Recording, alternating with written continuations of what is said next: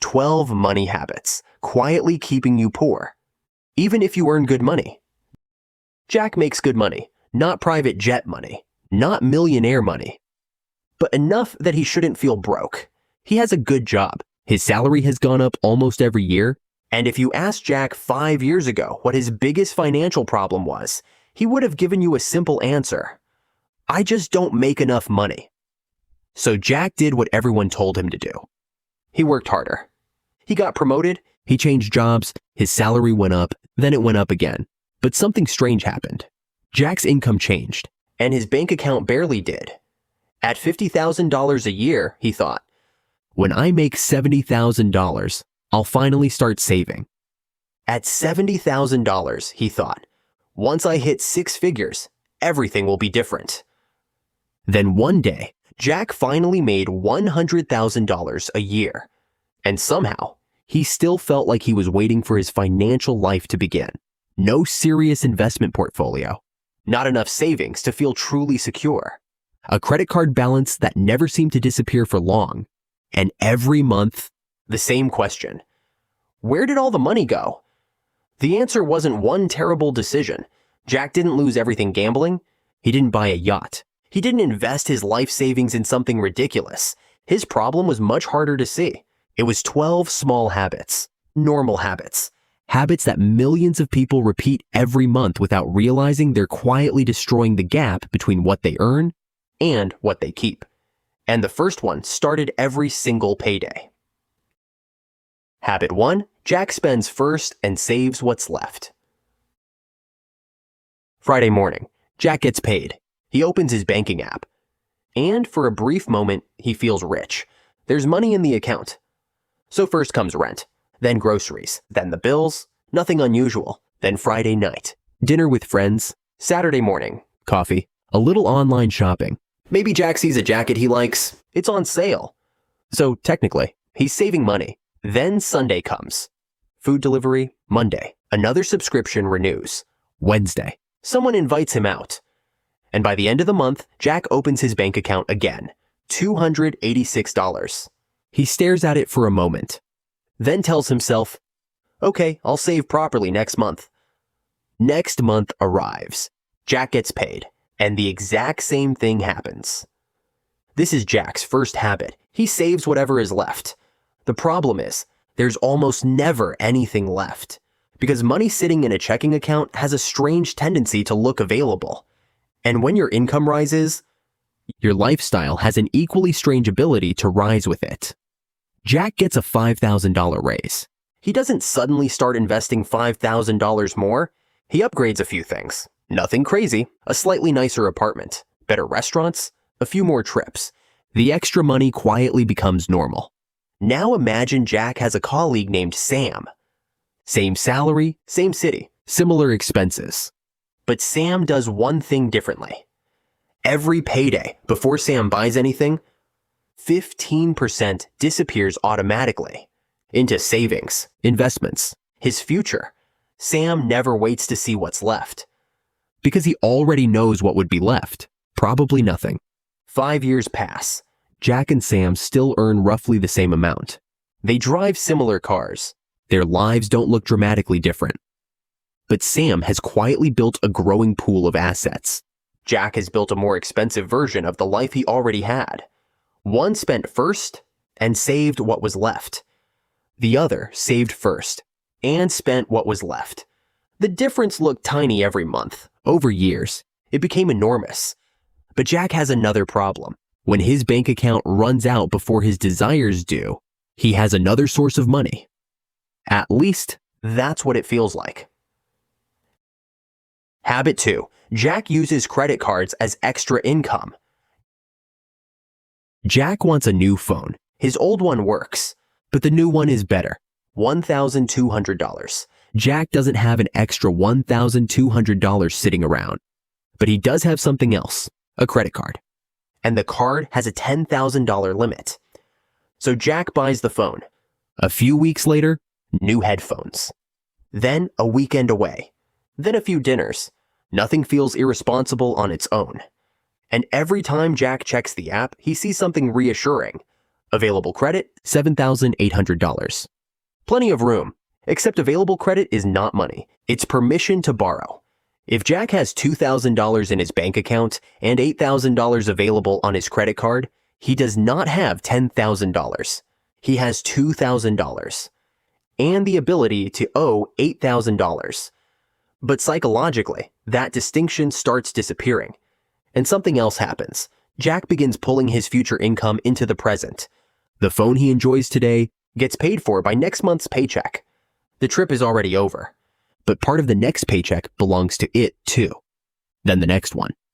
Eventually, Jack's salary arrives.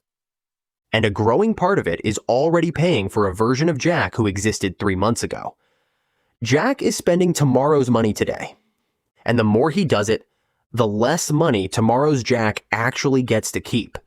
But if you ask Jack why he isn't saving more, he wouldn't blame the phone, or the dinners, or the weekend away, because individually, none of them seem big enough. Which brings us to habit number 3. Habit 3. Jack has no idea where his money actually goes. Ask Jack how much his rent costs. He knows. Ask him about his car payment. He knows. Ask him what he spent last month. And things get a little blurry. Maybe $4,000? Maybe $5,000? He isn't sure. Jack doesn't track his money. He tracks his bank balance. Those are not the same thing. He opens his banking app. If the number looks healthy, everything feels fine. If the number looks low, he slows down for a few days. Then he gets paid again. Imagine Jack's income as water pouring into a bucket. There's a large hole called rent. He knows about that one. Another called transportation. He knows about that too. But then there are dozens of tiny holes. $14.99, $8.50, $32, $19, delivery fees, subscriptions, impulse purchases, convenience, small upgrades.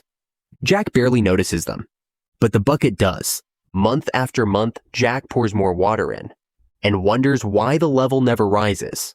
The problem with invisible spending is that you can't make a conscious decision about something you don't know is happening. The moment Jack finally looks at 3 months of transactions, he finds hundreds of dollars going toward things he barely remembers. He thought he had an income problem. Part of what he actually had was a visibility problem. Because you can't fix a leak you refuse to look for. And while all those companies are quietly taking their share of Jack's paycheck, there's one person who keeps getting nothing. Jack himself, or more specifically, the Jack who exists 30 years from now. Habit 4. Jack pays everyone except his future self. Imagine every payday as a queue. Jack's salary arrives, and immediately, everyone lines up. The landlord goes first. Paid. Electricity company. Paid. Phone company. Paid. Insurance. Paid. Netflix. Paid. The restaurant. Paid. Amazon. Paid. Everyone gets their money. And standing at the very back of the line is future Jack. Older. Waiting patiently. He wants money for retirement, for financial freedom, for the day Jack no longer wants to work. But by the time future Jack reaches the front, there's nothing left. Sorry, Jack says. Maybe next month. So future Jack goes to the back of the line again. Month after month after month. This is what happens when saving and investing are treated as optional. Everything urgent today beats everything important tomorrow. And tomorrow keeps losing. Wealth doesn't magically appear from leftovers. It has to be funded. Future Jack needs to become a bill, a non-negotiable one. Because if Jack automatically pays his phone company every month, but only invests when he remembers, he has accidentally decided that his phone provider has a higher priority than his financial future. But even when Jack has money available, there's another trick that convinces him he can afford more than he really can. 3 words. Only per month. Habit 5. Jack thinks in monthly payments. Jack wants a new television, $1,800. That sounds expensive. But then he sees another number. Only $49 per month. That sounds completely different. Then Jack wants a new phone. only $38 per month. A car, only $599 per month. Furniture, only $79 per month. Suddenly, Jack can afford everything because he's stopped looking at prices. He's looking at slices, and slices always look smaller than the whole thing. The problem is that Jack keeps collecting them. $49, $38, $79, $599, one by one. His future paychecks are divided into tiny pieces. Until one day, Jack gets paid and realizes most of the money already has somewhere to go. This is how someone can make good money and still feel poor. Their income isn't necessarily small. Their free income is. Jack has confused, "Can I make this payment?" with, "Can I afford this?" Those are completely different questions.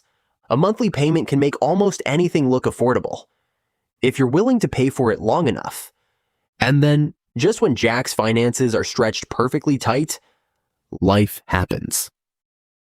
Habit 6. Jack has no emergency fund. Tuesday morning, Jack gets into his car, turns the key. Nothing. A few hours later, the mechanic gives him the number. $1,400. Jack doesn't have $1,400, so out comes the credit card. Now imagine Sam's car breaks down on the exact same day. Same problem, same repair, same $1,400 bill. Sam uses his emergency fund. It hurts. Nobody enjoys losing $1,400. But the problem ends there. Jack's problem doesn't. Jack now owes $1,400. If he carries that balance, interest begins. And before he finishes paying for the first emergency, the next one could arrive. A medical expense, a broken appliance, a job problem. This is how one bad month becomes 6 bad months. Two people can experience the exact same emergency and have completely different financial outcomes. One has a cushion, the other has a trapdoor, and every time life surprises Jack, he falls through it. An emergency fund isn't exciting. Nobody posts a picture online saying, "Look at the 6 months of expenses sitting untouched in my bank account." But that boring pile of money buys something incredibly valuable: the ability for a bad day to remain just a bad day, instead of becoming a bad year. Unfortunately, Jack's expenses keep getting bigger, because every time his income grows, something else grows with it. His definition of normal.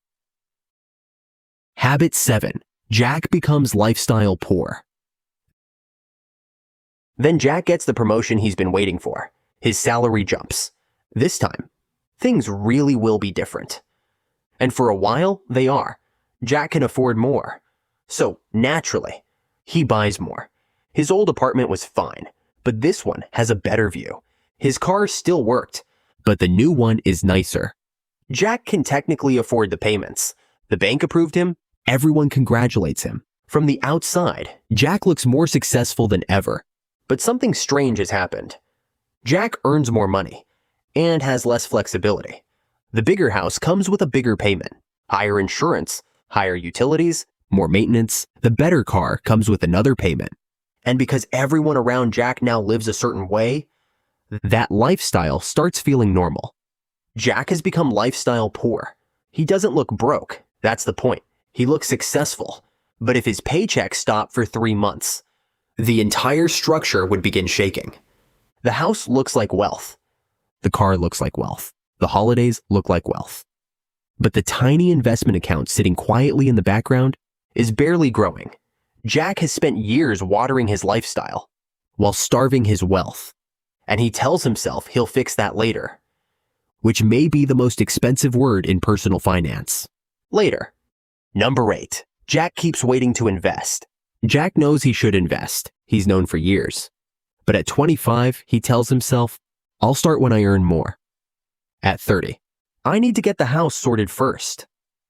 At 35, "Things are just expensive right now." Jack isn't saying he'll never invest. He is always going to invest. Later. Now imagine Jack and Sam each have a seed. Sam plants his at 25. It's small. He can't contribute much. But every month, he waters it. Jack waits. At 35, Jack finally plants his seed. And because Jack now earns more, he pours much more water on it. But when both men reach 50, Sam's tree may still be much larger, because Sam gave his money something Jack couldn't buy later. Time. This is what makes delaying investing so dangerous. You don't receive a bill for the years you missed. There's no notification, no late fee, nothing dramatic happens. You simply arrive in the future with less. Starting small can feel pointless, but time can turn small into meaningful. Starting later means asking money to work much harder because you gave it less time to work. And if you're beginning to notice something about Jack, it's that none of these habits looked catastrophic when they started. That's exactly why they're so powerful. Most financial mistakes don't arrive looking like disasters. They arrive looking normal, and that's exactly what we explore on this channel. The hidden habits, decisions, and rules that quietly shape your financial life before you even realize they're doing it. So if you want to get smarter with money without sitting through another boring finance lecture, subscribe, because the final 4 habits are probably the hardest ones to notice. And the next one can make spending money feel like taking care of yourself. Number 9. Jack spends to feel better. Jack has a terrible day at work. He's tired, annoyed, stressed. On the way home, he orders his favorite food. $35. He deserves it, and maybe he does. Another stressful week arrives. Jack buys something online, a new gadget, something for the house. For a moment, he feels better. This is what makes emotional spending so effective. It works, temporarily. Jack's stress goes down. His excitement goes up. Then the food is eaten, the package is opened, the novelty disappears, and whatever Jack was trying to escape is still there. Except now his bank balance is lower too. Then something even stranger happens. Jack's emotional spending creates financial stress, which makes Jack feel worse. And sometimes he responds to feeling worse by spending again. The cycle becomes feel bad, spend, feel better. Feel bad about money, spend. The individual purchases don't look dangerous. It's the emotional pattern behind them.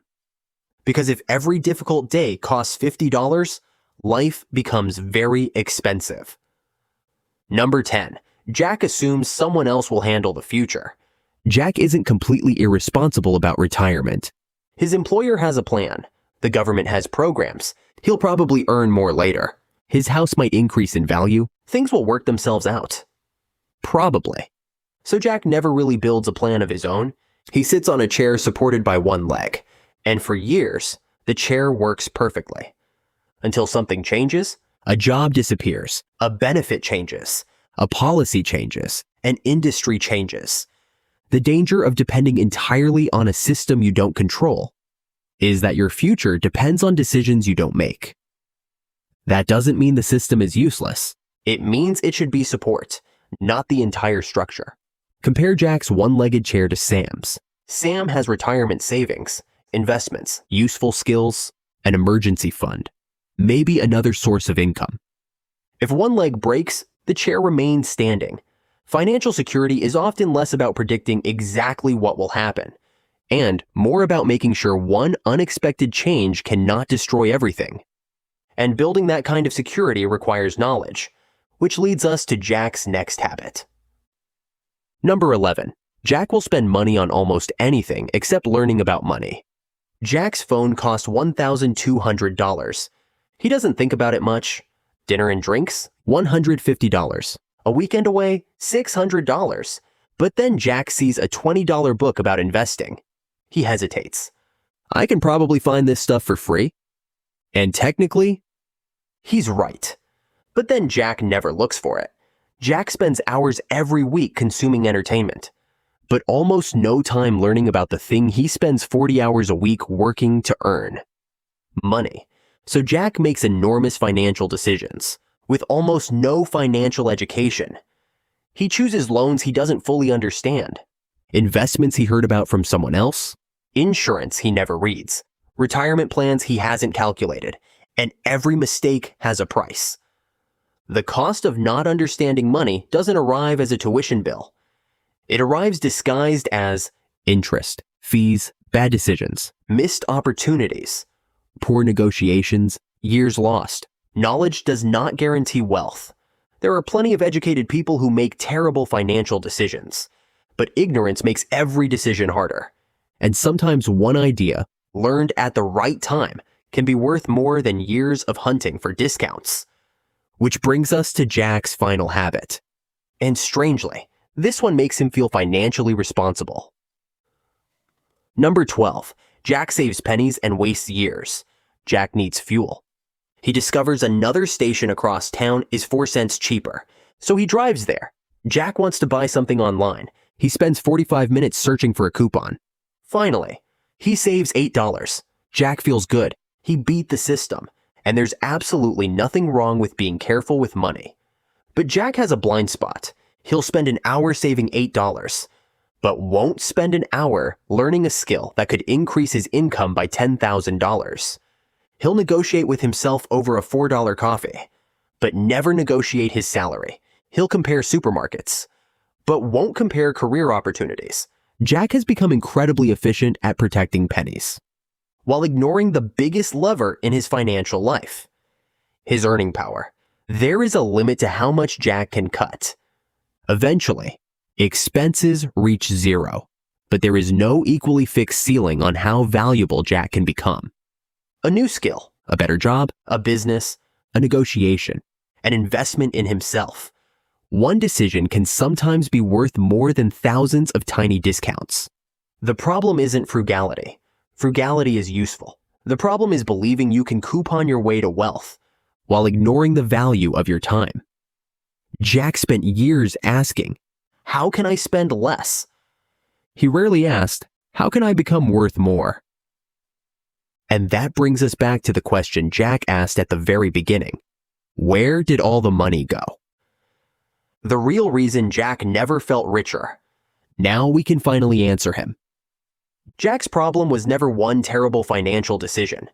It was a system of tiny ones. He spent first and saved what was left.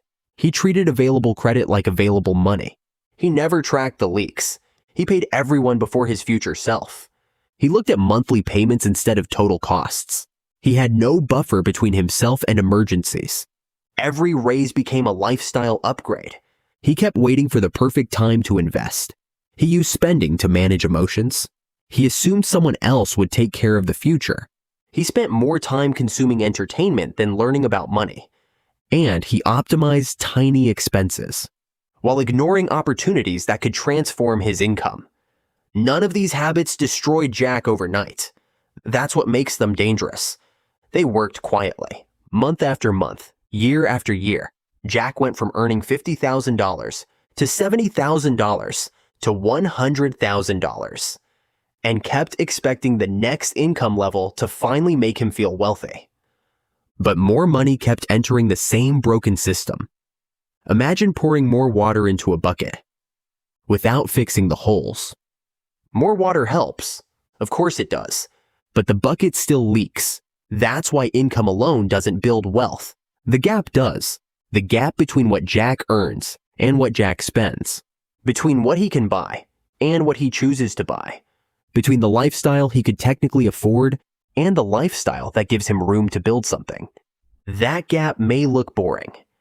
It might look like an older car, a smaller house, a purchase you didn't make, money automatically disappearing into an investment account, an emergency fund nobody sees. But that's where wealth quietly begins. Jack spent years trying to look like his income was growing. Sam spent years making sure his wealth actually was. And maybe that's the biggest lesson. Looking richer and becoming richer are often two completely different lifestyles. So the goal isn't simply to earn more money. Earning more absolutely helps. But if your habits are broken, more income just gives those habits more money to consume. If your habits are strong, every raise creates a bigger gap. More money to save, more money to invest, more freedom, more options, and eventually more control over your own time. So if you recognized yourself in Jack, you don't need to fix all 12 habits tomorrow. Start with the one that's costing you the most. Fix one leak, then another, then another. Because wealth is rarely built by one perfect financial decision. and financial problems are rarely caused by one terrible one. They're usually built the same way, quietly, repeatedly, over time.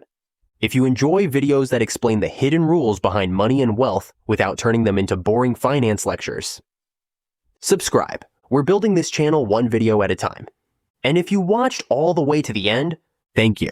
We genuinely appreciate your support. But there's one habit from Jack's story that deserves a much deeper look: the credit card. Because imagine two people. They earn exactly the same salary. They walk into the same store.